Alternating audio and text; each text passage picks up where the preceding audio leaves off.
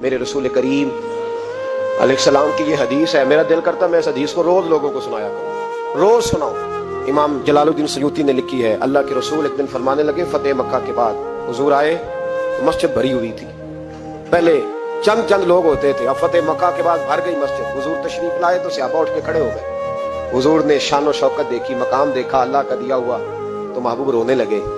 نماز مکمل ہوئی تو صحابہ نے عرض کی حضور آج آپ رونے لگے نماز کے وقت، کیا ہوا؟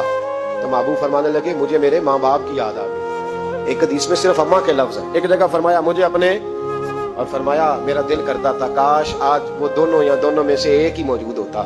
فرمایا میری اماں موجود ہوتی، میں تمہیں نماز پڑھانے آتا، میں سورہ فاتحہ آدھی پڑھ لیتا۔ الحاوی للفتاوی میں امام سیوطی علیہ الرحمہ نے لکھا ہے، فرمایا میں آدھی سورۃ فاتحہ پڑھ لیتا، میری اماں کو کوئی کام یاد آتا، میری ماں آمنہ حجرے کا پردہ سرکا کے کہتی بیٹا محمد میری بات تو سننا، تو نبی پاک فرماتے ہیں اللہ کی عزت کی قسم میں نماز چھوڑ دیتا، پہلے اماں کی بات سن کے آتا۔ یاد رکھو بھائیو، یاد رکھو، یہ مرتبہ ہے، یہ مقام